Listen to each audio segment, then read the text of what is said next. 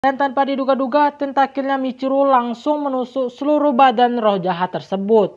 Lalu roh itu diangkat ke atas untuk dieksekusi dan satu hentakan keras diberikan yang membuat roh itu mati. Setelah Miko berhasil mengalahkan roh gunung, sekarang Miko dihadapkan dengan tantangan baru, yaitu seorang perempuan yang di mata orang normal dia adalah perempuan biasa. Tapi di mata Miko, dia adalah seorang perempuan yang memiliki wujud kepala monster yang mengerikan. Jadi di chapter 40 ini kita akan diceritakan hari pertamanya di sekolah Miko. Gimana keseruannya? Mari kita bahas cuy. Awal cerita kita diperlihatkan Mitsue yang berkunjung ke rumah temannya untuk berziarah ke makam gurunya, yaitu Nyonya Oka Towako. Setelah itu mereka berbicara singkat tentang murid mereka berdua. Lalu Shin pun berpindah ke sekolah Miko yang saat itu sudah waktunya jam belajar. Pak Zen masuk dengan membawa seorang perempuan. Dia pun menjelaskan kalau perempuan ini adalah murid pindahan baru.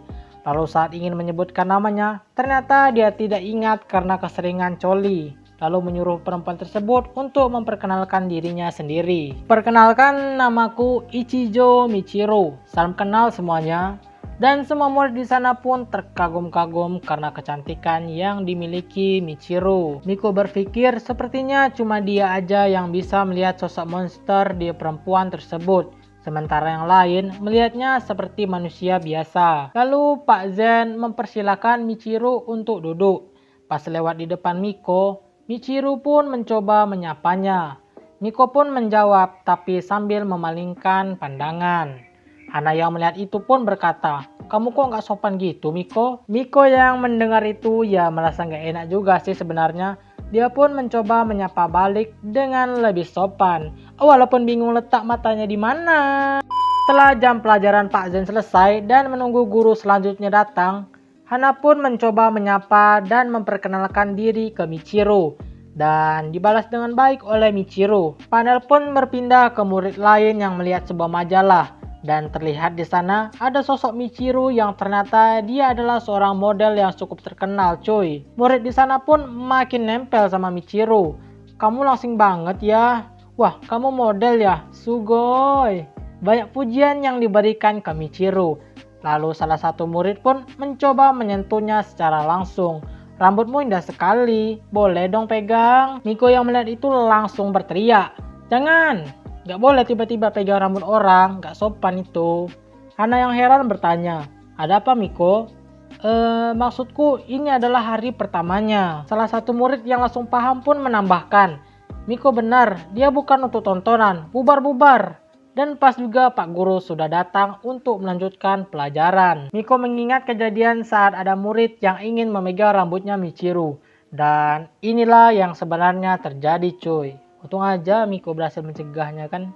Miko berpikir sepertinya perempuan ini cukup berbahaya. Singkat cerita, jam istirahat tiba. Hana yang sudah lapar pun bergegas pergi ke kantin untuk beli makanan bersama Miko. Tidak lupa dia mengajak Michiru.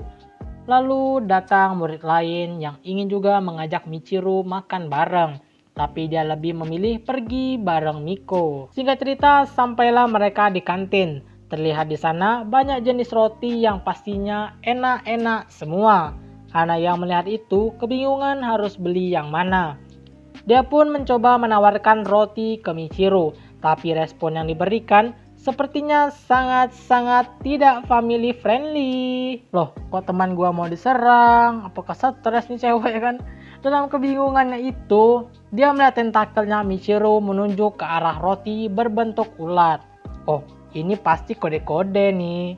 Tanpa pikir panjang, langsung Miko ambilkan tuh roti dan berikan kepada Michiru. Dan untungnya dia mau menerimanya.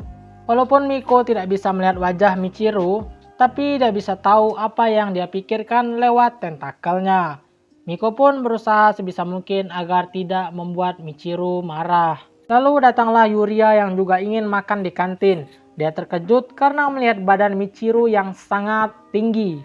Hana pun mencoba memperkenalkan Michiru ke Yuria. Dan terlihat di sana tinggi mereka yang benar-benar sangat berbeda sekali. Miko berkata dalam hati, sepertinya Yuria juga melihat Michiru seperti orang normal. Dan kayaknya dia tidak terlalu memberi pengaruh buruk pada Hana. Membagongkan sekali. Miko yang terlalu melamun pun nggak sadar kalau ada sesosok roh jahat yang lewat di depannya. Agar tidak terlalu takut, dia mencoba mengalihkan pandangan. Dan tanpa diduga-duga, tentakilnya Michiru langsung menusuk seluruh badan roh jahat tersebut.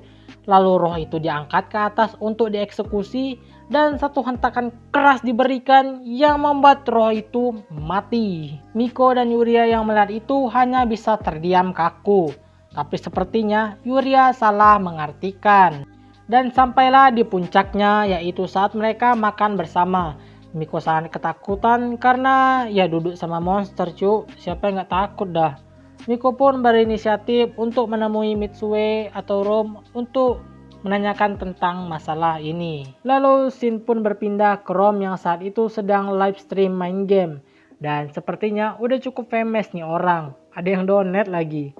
Lalu tidak beberapa lama dia pun menutup live streamnya. Dan kebetulan ada yang menelepon. Sepertinya orang itu menawarkan sebuah pekerjaan. Dan tanpa pikir panjang, Rom pun menyetujuinya. Lalu scene berpindah ke Miko yang saat itu sedang berbelanja di sebuah minimarket. Dan kebetulan dia juga melihat sebuah majalah. Dia yang penasaran tampangnya Michiru kalau di foto itu kayak gimana, langsung membukanya. Dan setelah dilihat, sama aja cu, seorang perempuan dengan kepala penuh tentakel. Panel pun berpindah memperlihatkan Michiru yang sepertinya sedang berbicara dengan hewan peliharaannya. Dia bercerita tentang hari pertamanya di sekolah. Dia punya teman yang akrab dan sepertinya memahami dirinya, yaitu Miko. Dan sepertinya kami berdua memiliki kesukaan yang cukup sama, yaitu Ganchi Meme. Dia juga baik karena berteriak untuk mencegah orang yang mau memegang rambutku, seolah dia tahu kalau aku tidak suka dipegang. Rasanya seperti dia bisa memahamiku, tapi dia tidak melihat ke arahku. Aku tidak pernah merasakan ini sebelumnya. Michiru yang sangat senang pun menyebut nama Miko sampai beberapa kali, yang efeknya membuat Miko mimpi buruk. Nyawa taruhan. Oke, sepertinya itu aja buat video kali ini. Mohon maaf kalau uploadnya lama, ya karena nunggu update manganya kurang lebih 1 bulanan. Kalau ada saran manga yang bagus buat dibahas, komen aja. Kalau bagus, ku bikinlah videonya. Atau kalian ada saran konten lain, tulis aja di komen cuy. By the way, kalau kalian punya uang lebih, bisalah support autornya dengan membeli komik legalnya. Ya, hitung-hitung menghargai apa yang dia buat lah.